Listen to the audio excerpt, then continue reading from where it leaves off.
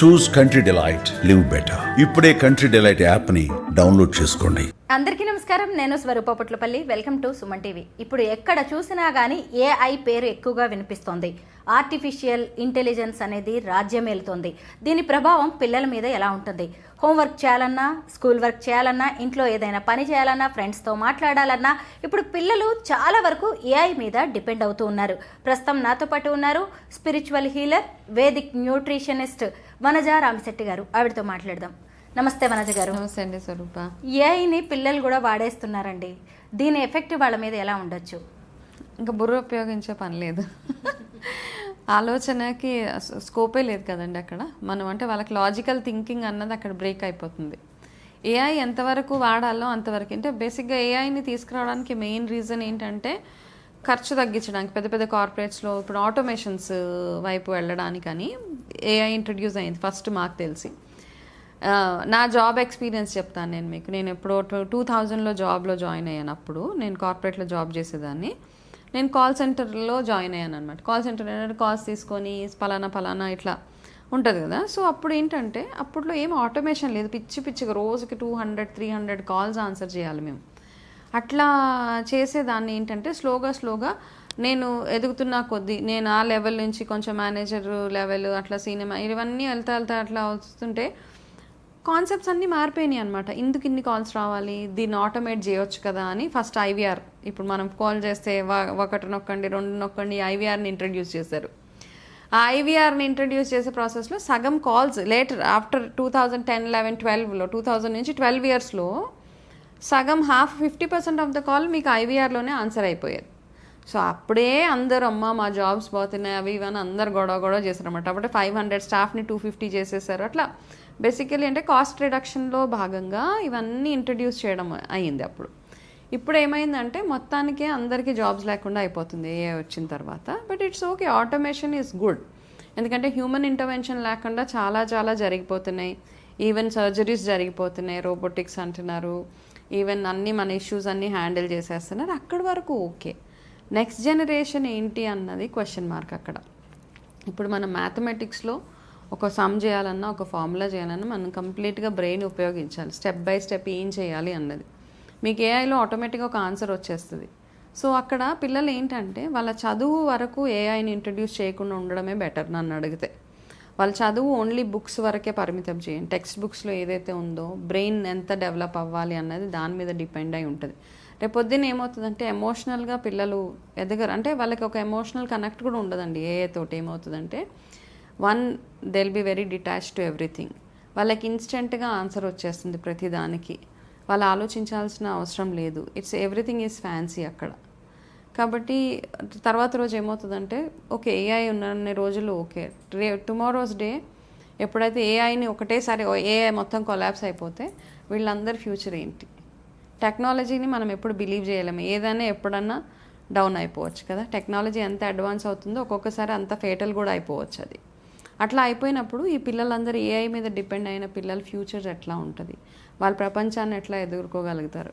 వాళ్ళ general issues ఏవైతే day to day issues ఏవైతే ఉన్నాయో అవన్నిటికీ ఏఐ పనికిరాదు. కాబట్టి నా ఐడియా మై అంటే everybody is feeling like that and every parent is feeling ఆ ప్రెషర్. ఎందుకంటే పిల్లలు స్మార్ట్ అయిపోయారు. ఇప్పుడు ఏదైనా అనగానే ఏఐ ఉంది కదా ఓపెన్ చేయంటున్నారు. ఇప్పుడు వాట్సాప్లో వెళ్తే మీకు మెటా ఏఐ ఉంటుంది. దాన్ని ఏమడిగినా మీకు ఆన్సర్ వచ్చేస్తుంది. చాట్ జీపీటీలో ఏమడిగినా ఆన్సర్స్ వచ్చేస్తున్నాయి. ఇవన్నిటితో ఏమవుతుందంటే మన బ్రెయిన్ మనం ఎక్కడా యూజ్ చేయట్లేదు అనమాట కంప్లీట్గా. అదేంటారు అంటే మెదడుకి పని పెట్టండి అని చాలామంది చెప్పా మన పాతకాలంలో. మీ బుర్రాకి పదును కావాలంటే ఎక్కువసేపు బ్రెయిన్ స్ట్రామింగ్, ఆలోచించాలి, ఒక విషయం గురించి ఎక్కువగా డిబేట్ చేయాలి, ఆలోచించాలి. అవన్నీ ఏఐ స్టాప్ చేసేస్తుంది. ఒకవైపు క్రియేటివిటీ తగ్గిపోతుంది పిల్లల్లో, ఇంకొక వైపు థింకింగ్ పవర్ తగ్గిపోతుంది, బాండింగ్ తగ్గిపోతుంది. ఈ మధ్య ఒక ఇన్సిడెంట్ జరిగిందంట. ఒక తల్లిదండ్రులు ఇద్దరు కీస్ కనిపించట్లేదు ఇంట్లో కీస్ అని చెప్పి వెతుకుతుంటే వాళ్ళ పాప ఏమో ఏఐని అడుగుతుంది. అంటే కీస్ వెతకడం మానేసి, అదే ఎక్కడున్నాయి కీస్ అనేసి, అంటే పని చేయడం కూడా మానేసి ఇంత ఈజీ లెర్నింగ్కి, ఈజీ టెక్నిక్స్కి పిల్లలు అలవాటు పడుతున్నట్టే కదా. అంతే కదండి. సో బేసికలీ ఏంటంటే పేరెంట్స్ ఎక్కడ వరకు పేరెంట్స్ అయినా ఈవెన్ ఇన్ స్కూల్స్ ఆల్సో కొన్ని ఈ టెక్నాలజీని పరిమితం చేస్తే సరిపోతుంది. కంప్యూటర్ వరకు ఓకే, బట్ బియాండ్ దట్ అనమాట ఆటోమేటిక్గా ఆన్సర్స్ రావడము. ఒకప్పుడు ఒక ఒక వర్డ్కి మీనింగ్ చూడాలి అంటే ఇంత పెద్ద డిక్షనరీని ఓపెన్ చేసి ఆ డిక్షనరీలో వర్డ్ వెతకడానికి కూడా మనకి అదొక పెద్ద పని, పెద్ద ప్రొసీజర్ ఉండేవో. పెద్ద పెద్ద ఆక్స్ఫర్డ్ డిక్షనరీ అని ఇంత లావుగా అలా ఉండేది. మనకి ఏదైనా ఒక ఇంగ్లీష్ వర్డ్కి ఒక మీనింగ్ దొరకకపోతే మనం ఆ ఆల్ఫాబెట్లోకి వెళ్ళి ఆ అక్షరం దగ్గరికి వెళ్ళి మెల్లిగా వెతికి వెతికి వెతికి సో ఈ ప్రాసెస్లో ఏంటంటే మనకి వేరే వర్డ్స్ మీనింగ్స్ కూడా అర్థమయ్యేవి కదా. ఓహో దీనికి ఇంకొక వర్డ్ ఏదో ఉంది, దాని కింద వర్డ్ చూసేవాళ్ళం, దాని పైన వర్డ్ చూసేవాళ్ళం. సో మనకు కొంచెం నాలెడ్జ్ డెవలప్ అయ్యేది, ఒక ఇంట్రెస్ట్, ఒక క్యూరియాసిటీ అవన్నీ పెరిగేవి మనకి. ఈ మధ్య అట్లా లేదు కదా, మీరు టైప్ చేసిన ఒక్క సెకండ్కి మీకు దాని ఆన్సర్ వచ్చేస్తుంది, ఇంకా అంతే, అక్కడికి జస్ట్ స్టాప్ అంతే. దాని తర్వాత ప్రాజెక్ట్ వర్క్ చేయాలన్నా ఏఐ, ఏ వర్క్ చేయాలన్నా అన్నిటికీ ఏఐ. సో బేసిక్గా ఏంటంటే పిల్లలకి స్కూల్ మేనేజ్మెంట్స్ ఎవరైతే ఉన్నారో వాళ్ళకి, ఇంట్లో పేరెంట్స్కి కొంచెం మానిటర్ చేయాలి. పిల్లల చేతిలోంచి కొంచెం ఫోన్స్ అవి తీసేసి వాళ్ళ బుర్ర వాళ్ళు ఉపయోగించుకుంటే, ఎందుకంటే అందరు పేరెంట్స్ ఫస్ట్ బాధపడేది నా పిల్లల ఫ్యూచర్ ఎట్లా ఉంటుంది, మేము లేకపోతే వాళ్ళు ఎలా బ్రతుకుతారు. ప్రతి ఫాదర్ కూడా అనుకుంటారు, బట్ మదర్స్ ఎస్పెషల్లీ ఏమనుకుంటారంటే నేను 2 days ఇంట్లో లేకపోతే మా పిల్లల పరిస్థితి ఏంటి అని అట్లా మనం ఆలోచిస్తూ ఉంటాం అందరం. ఈ ఏఐ వచ్చేసిన తర్వాత ఒకవేళ మనం లేనప్పుడు ఏఐ కూడా లేకపోతే వాళ్ళ లైఫ్ ఏంటి అన్నది ఒకసారి ఆలోచించాలి. పిల్లలు ఏఐ లేకపోతే కొద్ది రోజులకి లోన్లీగా ఫీల్ అవ్వడం, అలాగే భయం ఎక్కువ అవ్వడం, కాన్ఫిడెన్స్ లెవెల్స్ తగ్గిపోవడం లాంటివి కూడా జరుగుతూ ఉంటాయి. ఫ్రెండ్స్తో కూడా వాళ్ళు సరిగ్గా ఉండలేరు. ఇది కూడా వాళ్ళ ఫ్యూచర్ మీద చాలా ఎఫెక్ట్ చూపించే అవకాశం ఉంది కదా వనజ గారు. 100% అండి. మనం శంకరదాదా MBBS మూవీలో గాంధీజీ వచ్చినట్టు ఫీల్ అవుతూ ఉంటాడు కదా, ఒక పాయింట్ ఆఫ్ టైంలో అతను రాకపోతే మాట్లాడలేడు చూడండి. ఇప్పుడు అట్లా అయిపోతుంది అనమాట. పిల్లలు కూడా ఏంటంటే ఏఐ ఎప్పుడన్నా కర్మగాలి అది పని చేయకపోతే కంప్లీట్గా వాళ్ళ డిపెండెన్సీ దాని మీద లేకుండా చూడాలి. బేసిక్గా ఏంటంటే కొన్ని కంట్రీస్ ఫోన్స్ బ్యాన్ చేసే పిల్లలకి, like I think Brazil, Austria ఇట్లాంటి ప్లేసెస్ ఏవైతే ఉన్నాయో ఒక సర్టెన్ ఏజ్ వరకు, వాళ్ళకి టీనేజ్ వచ్చే వరకు no phones, they are not allowed అనమాట కిడ్స్. అది నెంబర్ 1. ఇప్పుడు మనం అట్లా చేయలేము. ఇక్కడ ఏంటంటే టూ మచ్, ఎక్కడ చూసినా ఫోన్, ఏ చేతిలో చూసినా ఫోన్, దానికి తోడు ఇంకా ఏఐ ఒకటి యాడ్ అయ్యాక ఫస్ట్ ఫోనే ఒక పెద్ద ప్రాబ్లం. అంటే AI is good, okay, no problem. అంటే మనకి తెలవని క్వశ్చన్స్కి ఏదైనా ఆన్సర్ కోసం వాటి కోసం ఉపయోగించడానికి, బిజినెస్ పరంగా ఏఐని యూజ్ చేయడానికి, కాస్ట్ కటింగ్ చేయడానికి, అట్లాంటి వాటికి ఓకే. ఈ మధ్య ఒక వీడియో చాలా వైరల్ అవుతుంది. ఏఐ మెషిన్ కాఫీ స్టాప్స్లో కూడా అది ఇన్స్టాల్ చేస్తే అక్కడ అందరు జాబ్స్ పోయినాయి అనమాట. ఈవెన్ సింగర్స్ ఎవరైతే పాటలు రాసే వాళ్ళు ఎవరైతే ఉంటారో వాళ్ళకి విత్ ఒక్క ప్రాంప్ట్ తోటి మీకు ఒక మంచి సాంగ్ రెడీ అయిపోయి వచ్చేస్తుంది. సో ఇవన్నీ ఇట్లా వస్తున్నాయి కాబట్టి ఆ వీడియో చూస్తే చాలా హార్ట్ టచింగ్గా ఉంటుంది మనకి. అరే ఇంత మన అంటే జీవనోపాధి ఒకటి ఉండకుండా వెళ్ళిపోతూ ఉంటుంది.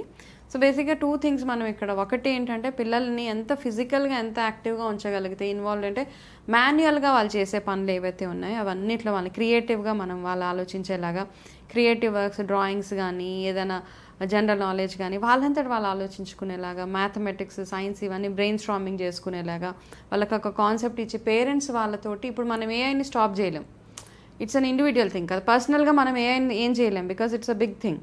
సో పర్సనల్గా మనం ఏం చేయగలుగుతాం పిల్లలతో అంటే, ప్రతి పేరెంట్ వాళ్ళ పిల్లలతో ఒక 2 hours డైలీ టైం స్పెండ్ చేసి వాళ్ళకి థింకింగ్ వైపు, క్రియేటివ్ థింకింగ్ వైపు వాళ్ళు టూ మచ్గా అటువైపు వెళ్ళిపోకుండా వాళ్ళ బ్రెయిన్ ఉపయోగించేలాగా, వాళ్ళకు ఒక మంచి ఫ్యూచర్ ఇచ్చేలాగా మనం చూడాల్సింది మన రెస్పాన్సిబిలిటీ యాజ్ పేరెంట్స్, అంతే.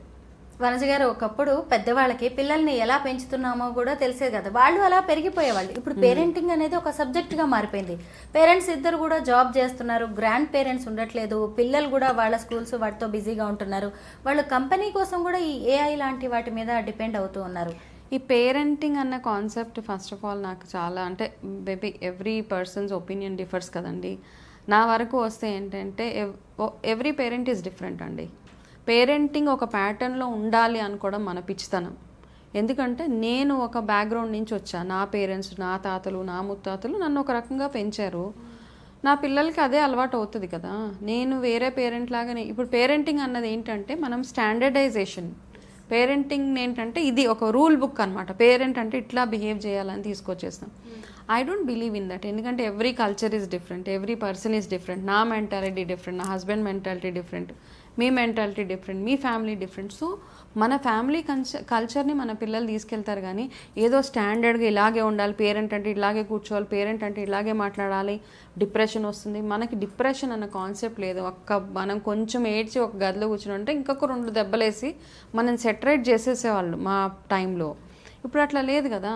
ఈ పేరెంటింగ్ కాన్సెప్ట్లో ఏంటంటే పిల్లల్ని ఇంకా మనం ఓవర్ ప్యాంపర్ చేస్తున్నాం. పిల్లల్ని ఏం అనొద్దు అన్న ఒక పెద్ద కాన్సెప్ట్. స్కూల్స్లో పిల్లల్ని కొట్టరు, స్కూల్స్లో పిల్లలకి పనిష్మెంట్స్ లేవు, పేరెంట్స్ ఏం అనకూడదు పిల్లల్ని, ఏమన్నా అంటే వాళ్ళు డిప్రెషన్లోకి వెళ్ళిపోతారు. ఇవన్నీ మనం నేర్పించి మనం కొత్త ట్రెండ్ ఒకటి క్రియేట్ చేస్తున్నాం. I don't believe in. చాలామంది అంటే టూ మచ్గా ఈ పేరెంటింగ్ క్లాసెస్ అవన్నీ అటెండ్ అవుతున్నారు. మీ పేరెంటింగ్ స్టైల్ మీదే, వేరే వాళ్ళని కాపీ చేసి ఒక రూల్ బుక్ తీసుకురావడం మాత్రం నా personal opinion. I don't agree to it. మీ పిల్లలు క్రియేటివ్గా స్ట్రాంగ్గా తయారవ్వాలి, ఫ్యూచర్లో వాళ్ళు బాగుండాలి అనుకుంటే ఖచ్చితంగా ఏఐ వాడకాన్ని అయితే ఇప్పుడు తగ్గించండి. Thank you so much Vanaja గారు.